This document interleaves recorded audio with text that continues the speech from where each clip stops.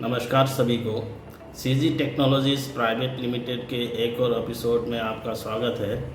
मेरा नाम इकबाल हुसैन है और मैं सीजी टेक्नोलॉजीज़ प्राइवेट लिमिटेड में एज ए सीनियर डेवलपर काम करता हूँ। तो आज का वीडियो स्पेशली पेरेंट्स के लिए है। अगर आपके पास स्कूलवर्स ऐप का लॉगिन है और आप स्कूलवर्स ऐप में अपने बच्चों का फीस पेमेंट करना चाहते हैं तो ये वीडियो आपके लिए है। चलिए शुरू करते हैं और मैं आपको ले चलता हूँ मेरे मोबाइल के स्क्रीन पर। तो मैं आ गया मेरे मोबाइल की स्क्रीन पर और मैंने स्कूलवर्स ऐप को ओपन कर लिया है। तो इसको ओपन करने के बाद आपको स्कूल का कोड डालना होता है। अगर आपने ऑलरेडी लॉगिन करके रखा है स्कूल कोड डाल के तो ठीक है। मेरा लॉग आउट हो गया था तो मैं यहाँ पे स्कूल कोड डाल लेता हूँ। मेरा स्कूल कोड है SCH001। तो मैं प्रोसीड में क्लिक कर दूंगा। तो आप देख सकते हैं मेरे स्कूल का लोगो यहाँ पे दिख रहा है। तो मैं मोबाइल नंबर और पासवर्ड डाल के लॉगिन कर लेता हूँ। तो मैंने मोबाइल नंबर और पासवर्ड डाल लिया है। तो अभी मैं लॉगिन में क्लिक कर दूंगा और लॉगिन हो जाऊंगा।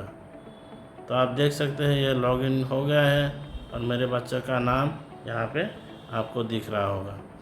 तो मैं चला जाऊँगा फीस वाला मॉड्यूल पे। ये जो आपको दिख रहा है इसमें चला जाऊंगा। तो फीस वाला मॉड्यूल ओपन करते ही आपको जितना भी फ़ीस है और मैंने जितना भी पेमेंट किया है वो दिख रहा है। तो मैंने रीएडमिशन का फ़ीस दिया था और इसके साथ आपको टिक चिन्ह लगा हुआ दिख रहा होगा। लेकिन आधार फीस जो है 2500 का वो मैंने पेमेंट नहीं किया।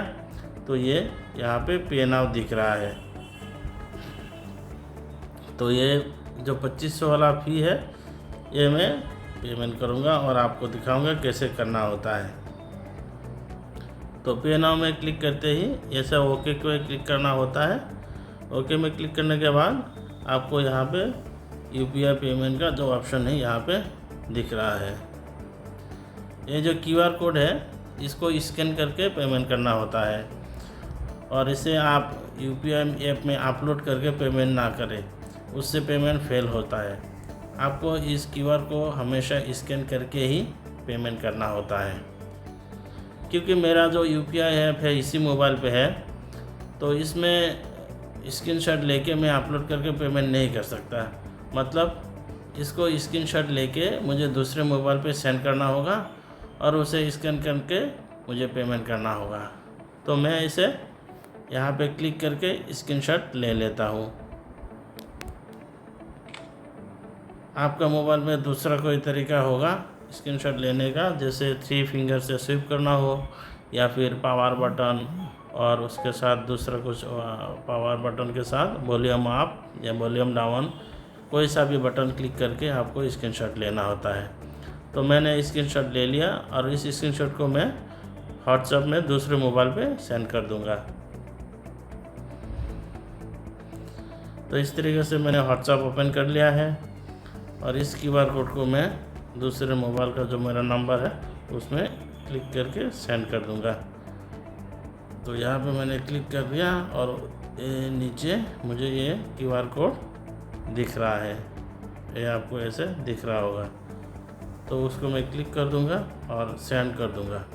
तो दूसरे मोबाइल पे इस क्यूआर कोड को ओपन करूँगा और यूपीआई ऐप से स्कैन करके पेमेंट करूँगा। तो जैसा कि आप देख सकते हैं मैंने मेरा दूसरा मोबाइल को ओपन कर लिया है और उसमें मैं वो क्यूआर कोड को खोल लूँगा। तो यहाँ पे जो क्यूआर कोड मैंने भेजा था दोनों क्यूआर कोड यहाँ पे आपको दिख रहा है। तो मैं नीचे वाला जो क्यूआर कोड है उसी को स्कैन करूँगा और पेमेंट करूँगा। तो पेमेंट करने के लिए मैं मेरा यूपीआई ऐप जो है उसको ओपन कर लेता हूँ। मैंने फ़ोन पे ओपन कर लिया है और मुझे इस पेमेंट को कंप्लीट करने के लिए मुझे यहाँ पे जो स्कैन करने का ऑप्शन है उसको ओपन करना है। तो इसको ओपन करने के बाद मेरा जो फ़ोन का स्कैनर है वो ओपन हो जाएगा। तो ये जो फ़ोन है उसमें मैं दोबारा से क्यूआर कोड ओपन कर लूँगा। तो ओपन करते ही तुरंत वो आपको स्कैन हो गया। मैं दोबारा सा आपको वो करके दिखाता हूँ। मैं बैक कर दूँगा और यहाँ पे जैसे मैं उस कैमरे के ऊपर लेके जाऊँगा तो वो स्कैन हो जाएगा। तो ये बहुत फास्ट हो जा रहा है। मैं दोबारा से आपको करके दिखाता हूँ। ये मेरा जो है स्कैनर ओपन हो गया, तो मैं जैसे फ़ोनपे के उसके ऊपर लेके जाऊँगा वो स्कैन हो जाएगा। ठीक है, तो मैं प्रोसीड पे क्लिक करूँगा और पे पे क्लिक कर दूँगा और यूपीआई पिन डालते ही मेरा पेमेंट जो है कंप्लीट हो जाएगा।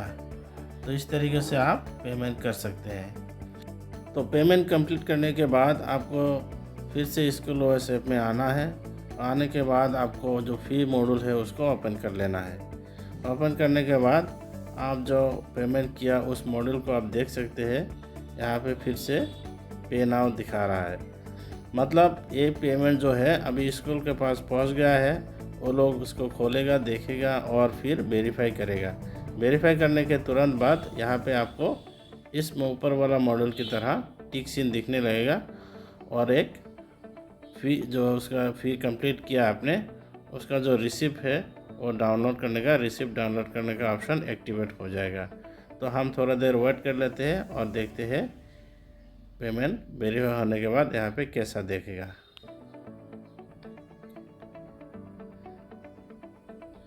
और आप देख सकते हैं कि मेरा जो ये आधार फीस वाला ऑप्शन है मॉड्यूल है उसमें टिक चिन्ह लग गया है, मतलब ये जो फीस है ये स्कूल की तरफ से वेरीफाई कर दिया गया है।